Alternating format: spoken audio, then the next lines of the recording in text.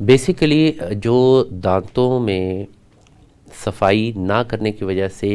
पहले 24 घंटे में एक लेयर डेवलप होती है जिसको हम सॉफ्ट प्लैक कहते हैं। ठीक है। With in 48 hours that soft plaque turns into harder shape, वो सख्त होने शुरू हो जाती है। ठीक है। 2 हफ्ते में वो जो प्लैक है, अगर वहाँ से सफाई उस पर्टिकुलर एरिया की नहीं हो पा रही, जी जी, बाकी सारे दांतों की बेशक हो रही हो, लेकिन उस पर्टिकुलर कुछ लोग जो ब्रश करते हैं वो अंदर वाले दांतों पे ब्रश नहीं करते, वहाँ पर पर्टिकुलरली हमने ये देखा है over a period of years कि लोअर इंसाइजर नीचे वाले दांत जो सामने वाले उनकी बैक साइड पे और ऊपर वाले जो पिछले दांत हैं उनकी बाहर वाली साइड पे प्लैक जो है वो आहिस्ता आहिस्ता हार्ड होना शुरू होता है। जब वो हार्ड होता है तो वो एक शक्ल पत्थर की सी इख्तियार करता है जिसको हम कैलकुलस कहते हैं। बेसिकली कैलकुलस जो है वो एक्सटर्नल डिपॉजिट है जो कि सफाई ना होने की वजह से प्लाक के बदस्तूर लेयर जमने की वजह से डेवलप होता है। हमारे अपने मुंह में जो सलाइवरी ग्लैंड्स हैं उनके सलाइवा के साथ मिक्स होके और जो वहाँ पर फूड पार्टिकल्स की डेपोजिशन है उस पे ओरल कैविटी में जो नॉर्मल फ्लोरा के बैक्टीरिया हैं उनके इंटरेक्शन से जो लैक्टिक एसिड प्रोड्यूस होता है वो ना सिर्फ ये कि वहाँ पर कैलकुलस डिपॉजिट करता है बल्कि एक्सट्रीम केसेस में वो केरीज की इनिशिएटिव भी करता है जिसको हम आम जबान में दांतों का कीड़ा लगना कहते हैं। अब आपने पूछा कि इसकी सफाई क्यों ज़रूरी, इसकी सफाई इसलिए इंतहाई ज़रूरी है कि जब कैलकुलस डिपॉजिट मज़ीद सख्त होकर टार्टर की शेप इख्तियार कर लेता है तो वो आपके मसूड़े को और दांतों का जो सपोर्टिंग स्ट्रक्चर है जिसको हम पेरियोडोंशियम कहते हैं, ठीक है, जिसमें मुख्तलिफ फाइबर्स जो हैं जो हमारे उन्होंने दांतों को हड्डी के साथ एक जो है वो जंक्शन बना के उसको जोड़ा हुआ है और उसके ऊपर हमारा गम जो है वो मार्जिन है। तो स्टार्टिंग में सबसे पहले ये होता है कि जिंजवाइटिस यानी कि जिंजाइवा की इन्फ्लेमेशन होती है जिसको हम जिंजवाइटिस कहते हैं, उससे दांतों में मसूड़ों से होना ना, उसकी वजह से दांतों का जो है वो ठंडा गर्म लगना स्टार्ट होना जी जी, और फिर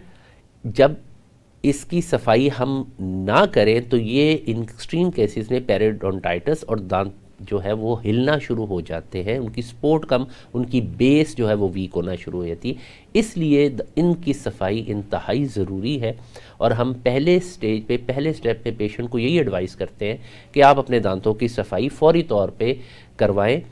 जब हम सफाई करते हैं तो उसके बाद दांतों की जो नेचुरल पॉलिश है उसको रिवाइव करने के लिए हम पॉलिशिंग का भी ट्रीटमेंट साथ ही देते हैं। इसको स्केलिंग भी कहा जाता है, इसको क्लीनिंग भी कहा जाता है आम फहम ज़बान में, लेकिन असल लफ्ज़ जो है वो इसका डी स्केलिंग है। जो ट्रीटमेंट है that is D scaling. Scaling ये है कि वहाँ पर डेपोजिशन हो रही है और जो डेंटिस्ट है वो डी स्केलिंग करके उसको रिमूव कर रहा है और ये इंतहाई ज़रूरी है दांतों की सेहत के, मसूड़ों की सेहत के हवाले से।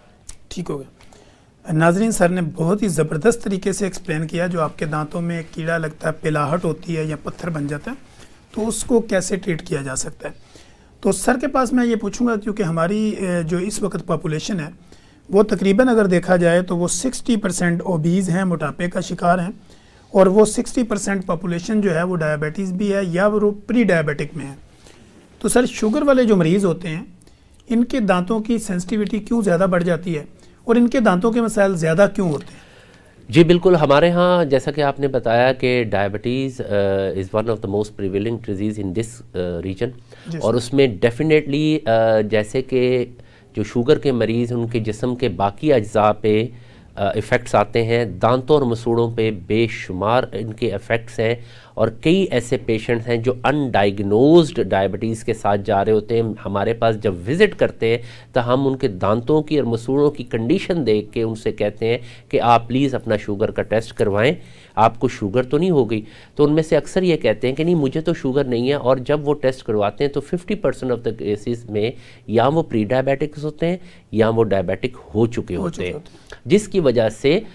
जैसा कि आपने कहा कि दांतों पे और मसूड़ों पे उनके इफ़ेक्ट्स ये आते हैं कि मसूड़े अपनी जगह छोड़ना शुरू कर देते हैं, मसूड़े जो हैं वो दांतों से नीचे जाना शुरू कर देते हैं, उनकी रूट्स एक्सपोज होना शुरू हो जाती हैं, जिसके ऊपर दांतों पे ठंडा, गर्म और मीठा तीनों सेंसिटिविटी जो है वो बढ़ जाती है। और पेशेंट जब हमारे पास आता है तो उसकी चीफ कंप्लेंट ये होती है कि डॉक्टर साहब ना मैं ठंडा पानी पी सकता हूँ, ना मैं गर्म चाय पी सकता हूँ, मीठी खजूर नहीं खा सकता, डॉक्टर साहब मेरे जो है वो मसूड़ों से खून आता है, डॉक्टर साहब ये मेरे दांत लंबे हो गए हैं। बेसिकली वो दांत लंबे नहीं हुए होते, जो मसूड़ा दांत के ऊपर रूट को कवर कर रहा होता है वो मसूड़ा पीछे चला जाता है, जिसकी वजह से उनके अपने दांत उनको लंबे नजर आते हैं और क्लिनिकली वो लंबे हो भी जाते हैं ड्यू टू द इफेक्ट के जो उनकी कवरिंग जिंजाइवा है दैट हैज रिसीडेड, वो रिसीड कर जाता है। ठीक हो गया।